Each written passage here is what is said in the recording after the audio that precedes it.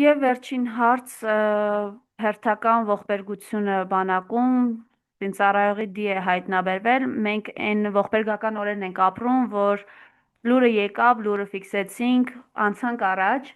ինչպես օրինակ, որ 15 զինծառայող վառվեց Ազատի զորամասում, ինչպես օրինակ, որ մահերը պարբերաբար են լինում բանակում, ինչպես օրինակ հրակատարողական հիմնարկներում միայն այս տարի 22-23 մահ է գրանցվել եւ այս իրականության մեջ բանտված են մեր սփազանները, բանտված են շատ ու շատ մարդիկ, որոնք եւս իրապես առողջական լրջագույն խնդիրներ ունեն, համեցեք։ Մարիամ ջան, բանտված ենք բոլոր այն մարդիկ, ովքեր այս ամենի հետ հաշտ չեն։ Ես չեմ խոսում այն մարդկանց մասին, Արգելի Մարիամ, ովքեր հաշտ չեն, բայց իրենց ֆինանսական վիճակը գնալով լավանում են։ Ես այդ մարդկանց մասին չեմ խոսում։ Ես խոսում եմ իրապես այն մարդկանց մասին, ովքեր ցավ են ապրում։ Ովքեր, օրինակ, ես եղավ 7 տարի բանտված եմ։ Ազատ աքսորի մեջ եմ կարելի ասել։ Զրկված բոլոր իմ իրավունքներից։ Բոլոր իրավունքներից, նույնիսկ աշխատելու իրավունքից են զրկել, պատոնկշան որդիները։ Բանտված վիճակի իմ մոտ։ Շատ դեպքեր է եղել, ես ասել եմ, Աստված տա գոնե մի 2 ամիս կամ մի տարի իրապես բանտված լինեի, որպես այս լիքը խնդիրների հետ չանդրադառնայի, չառնչվեի։ Եվ իմ նման շատ մարդիկ կան, ովքեր իսկապես ցավ են ապրում, տեղի ունեցածի հետ կապված եւ գտնվում են փակված վիճակում։ 4-5 չեմ հիշում ինչքան արդեն ելքս փակ, բայց կան մեր կողքը մարդիկ, ովքեր մեզանից բարձր են խոսում, մեզանից բարձր են գոռում, հարցրեք այդ մարդկանց, տունդ ո՞նց է սպահում, տղա, տունդ ո՞նց է սպահում, մեքենաները որտեղից քեզ, այդ տները որտեղից։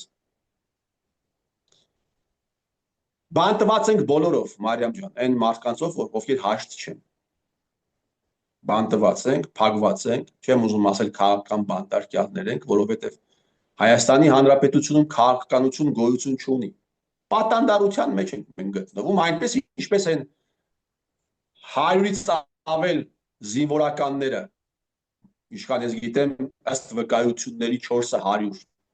ովքեր գտնվում են դիրքերից մեկում մի քանիսում պատանդարության մեջ, այդպիսի պատանդարության մեջ են գտնվում նաև մենք։ Եվ այս ամեն ես հիշում եմ 21 թվականին հունիս ամսին ընտրություններից մի քանի օր առաջ, երբ ես ելույթ ունեցա ձեզ մոտ, եկել էի ձեզ մոտ ոչ թե հեռավար կապով, եւ ես ընտրությունների հետ կապված ասացի ինձանից առաջ մի ընդդիմադիր պատգամավոր էր, ով ասում էր հաղթելու ենք, կրելու ենք, բան այդպիսի բաներ էին ասում, ես ասի դուք չեք հաղթելու, բայց դուք նաև չեք պարտվելու ընտրություններում, պարտվելու ենք մենք, որովհետև ես այդ ժամանակ չէի հասկանում, թե օրինակ Փաշինյանի հաղթանակից հետո ոնց պիտի իմ նման մարդիկ այս երկրում ապրեն, չէի պատկերացնում։ Եվ այդպես էլ տեղի ունեցավ։ Եվ Աստվածաշնչյան խոսք կա, ասում է ճշմարտությունը կիմանաք եւ այն ձեզ կազատե, ես ցանկանում եմ ճշմարտություն այս ազգին։ Որպեսզի ճշմարտությունը թող բացվի, արևի պես բացվի եւ մարդիկ իսկապես իմանան, թե ինչ է տեղի ունեցել եւ զարմանալի բան պիտի ասեմ, ինչքան որ ճշմարտությունը մարդկանց է պետք, ժողովրդին է պետք։ Այդքան էլ ճշմարտությունը այսօր պետք է այն մարդկանց, ովքեր այս արհավիրքը բերել են ժողովրդի գլխին։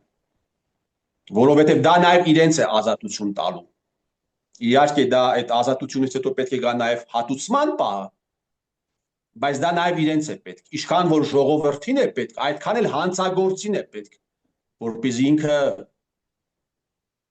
ընդունի, թե ինչ չափերի է հանցագործություն իրականացրել եւ հատուցի այդ ամենի համար հանգստան։ Շնորհակալություն, պարոն Համբարձումյան։ Ես եմ շնորհակալ։